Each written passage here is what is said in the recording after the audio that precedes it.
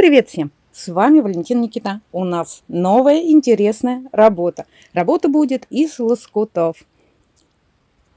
Работа моя будет очень объемная. Взяла полотно 60 на 60. Может быть, будет чуть меньше. Полотно берем любое. Можно взять простую ткань. Это у меня нетканое тонкое полотно, иглопробиваемое. Буду использовать клеевую. Можно взять флизелин, можно взять паутинку. Кстати, такая паутинка есть на Wildberries. Я живу в Серпухове. У нас на погонные метры не продают, только продают где-то 0,5 сантиметров и погонные метры. Такой широкой нет. Так что, кто хочет, тот может купить на Wildberries. Это мое будет небо. Здесь паутинку я не выкладывала, потому что здесь будет целое полотно. Сейчас я делаю ускоренную, и вы будете наблюдать сам процесс работы. То, что у меня будет лежать на паутинке, то приклеится утюгом. Верхние детальки, маленькие, буду приклеивать на клей-карандаш для удобства, чтобы у нас наши лоскуты никуда не убегали.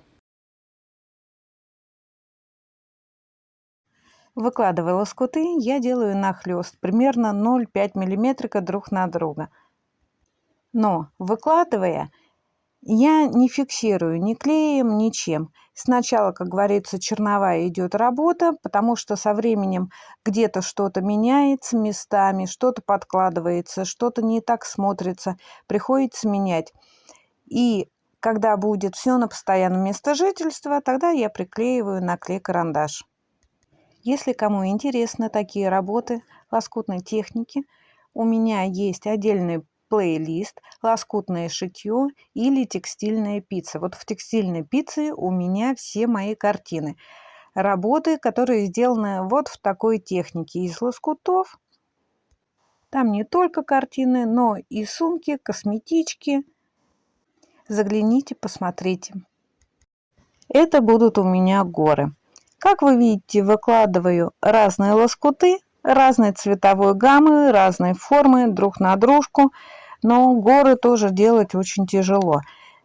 Достаточно добавить какую-нибудь прозрачную ткань, того же оттенка, пустить какие-нибудь декоративные строчки, и получаются горы.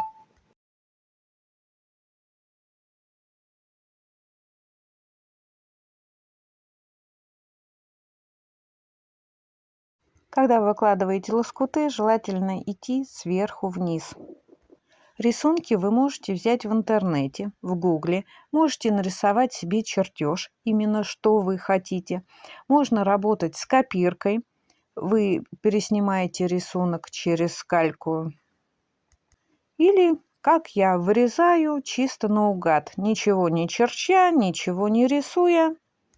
Все мои идеи приходят у меня во время работы. В голове заседает какая-то идея, допустим, те же домики, медведь, речка, горы, и потом я начинаю развивать эту тему, что-то дополнять, что-то передумаю, что-то еще придумаю. Но также я ориентируюсь на свои обрезки ткани, что у меня есть в наличии. Вот так, потихоньку-потихоньку мы с вами заполняем полотно. Но вы должны тоже учитывать, что новичок, допустим, такую большую работу сделать не может. Ему будет очень трудно в стежке, в самой процессе работы. Налепить эти лоскуты можно и 2-метровое полотно, но вы представляете, как вы будете это все стягать. Можно, допустим, вы половину полотна выкладываете, накрываете прозрачной тканью, делаете стежку, а остальное полотно потом докладываете и также простегиваете. Но тут вариантов много. Я уже приноровилась. Полотно, как сказала, 60 на 60 сантиметров. Я его не кручу, не верчу, а прошиваю на свободном ходу вперед, вниз, вверх, вниз. И у меня как-то, лоскуты не убегают. Наверх решила посадить деревья, такие осенние. Листва, вы сами видели, мелкие лоскуты нарезала из разных цветов. И получаются вот такие контрастные, красивые деревья.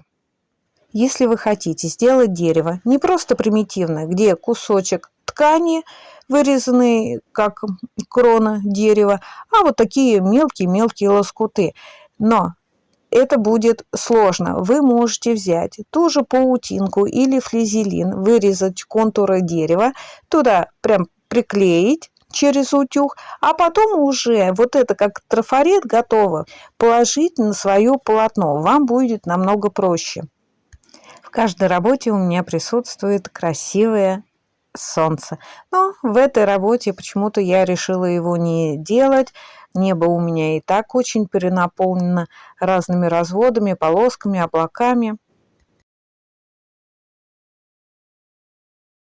Речку решила дополнить рыбками. Рыбки у меня рыжие, золотые и красные. Буду потом вручную делать им полосочки. Идея этого полотна у меня зародилась, когда я увидела в интернете этого большого медведя. И думаю, да, надо сделать такую картину. Стоял он там или около льда, или около гор, так и непонятно. Все в черном цвете, некрасиво. И я развила эту тему, и вот что у меня получилось. Я еще добавила, видите, медвежат, чуть-чуть приукрасила, и так вот получилось очень оригинально и красиво. Мне лично нравится вот заниматься таким процессом работы, выкладывания лоскутов.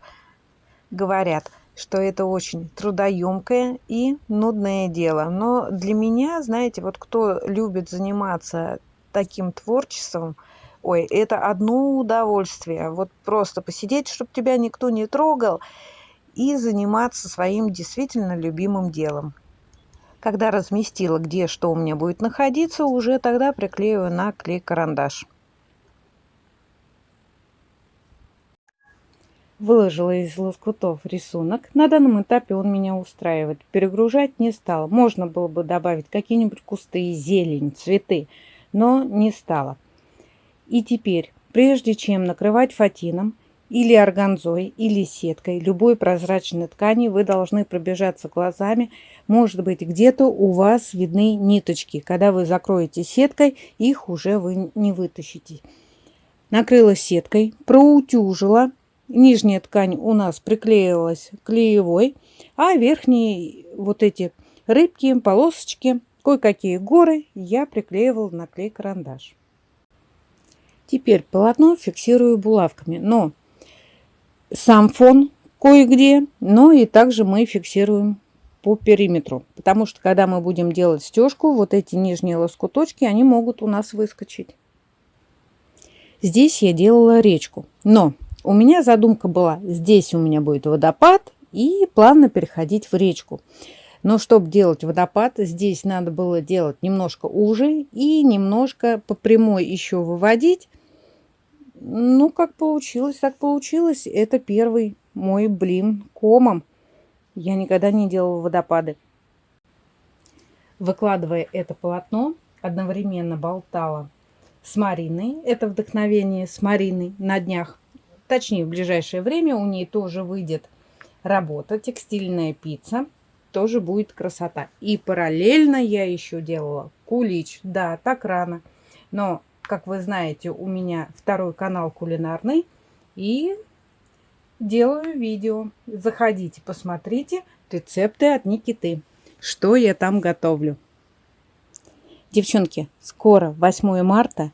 И кто хочет сшить в подарок вот такую маленькую простенькую иголочку, игольницу, у меня есть на канале видео. Пройдитесь, посмотрите. Когда вы работу свою накрываете прозрачной тканью, вы обрезаете края. Советую вам прям вровень края не резать. Оставьте хотя бы 1 сантиметр, потому что при стежке иногда где-то что-то смещается. Лучше пусть лишнее будет, вы потом отрежете. Только лишнее больше 3 сантиметров не делайте, будет неудобно. Зафиксировала булавками свое полотно, но булавки в основном располагала там, где у меня наверху ткани. Хоть они слегка приклеены на клей-карандаш, но пусть будет, потому что при всяких движениях, как я сказала, наши лоскуточки убегают. И теперь мы с вами делаем стежку. Неважно, простой строчкой или на свободном ходу.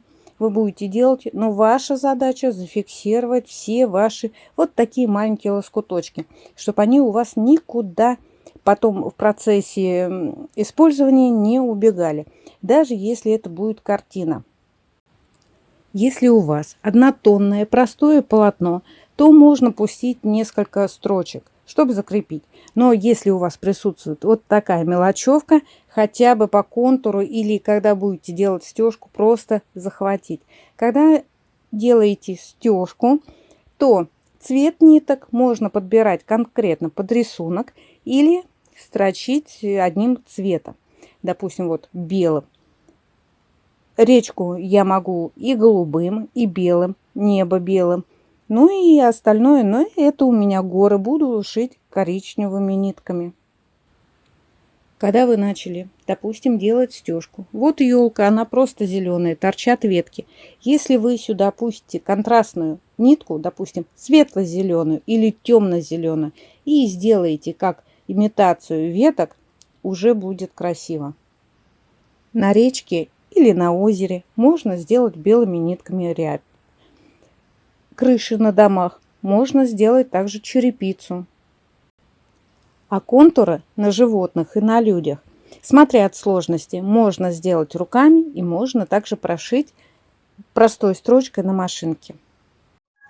Работа моя полностью готова. Посмотрите, какая она красочная, красивая, яркая получилась из ненужных лоскутов. Немного фантазии, и все у вас получится. Стежку делала на свободном ходу. В основном использовала белую нитку, но отдельные участки меняла нитку, чтобы был какой-то контраст и чтобы были выразительные мои картинки. Стежку я начала делать с неба, так как я эти деревья ничем не закрепляла, ни флизелином, ни клеем. Я сразу их сделала, чтобы мои лоскутки никуда не убежали. И прошивала. Облака у меня прошиты прямой строчкой, а это техника мозги. Речка. Прямая строчка белыми нитками, волнообразная. Иногда волны пересекаются, и так получилось. Рыбок я сделала вручную полосочки. На медведях пустила черной ниткой строчку вручную. И вот так они у меня получились. Маленькие медведи, конечно, слегка неудачные. Вот справа медведь похож или на хрюшку, или на собаку. Лично для меня очень тяжело делать людей из животных. Елки решила прошить желтой ниткой. Простая строчка туда-сюда, чтобы было видно, как иголки. Ну а горы стала прошивать простой строчкой по контуру. Как-то не очень это смотрится. Даже взяла контрастную нитку. Не тот эффект. Решила тоже сделать как мозги. А вот мои домики. Сделала на крыше черепицу, сделала окна. Ну, вот так это все и смотрится. Когда сделала стежку, отутюжила через мокрую марлю, выровняла. Готовый вид получился 58 на 58. Когда вы делаете стежку, ваше полотно немножечко сужается. Если вы делаете конкретно под какой-то размер, лучше прибавьте на 2-3 сантиметра, потому что потом все равно вам надо будет выравнивать. В этой работе у меня есть минусы, но это такие технические, это просто надо набивать руку и быть художником. Допустим, у меня не удался водопад, но для меня это очень хорошо получилось. Напишите в комментариях, в каком городе меня смотрят, очень интересно. Присылайте смайлики, пишите, понравилось или не понравилось. Увлекаетесь ли вы лоскутным шитьем? Что вы шьете? Какие работы? Подписывайтесь на канал. Также заходите в гости почаще. Я вас буду радовать такими работами интересными. Кого заинтересовало это полотно, я с удовольствием продам. Но на этом все. Пока-пока. Встретимся в следующем видео. С вами Валентина Никита. Пока.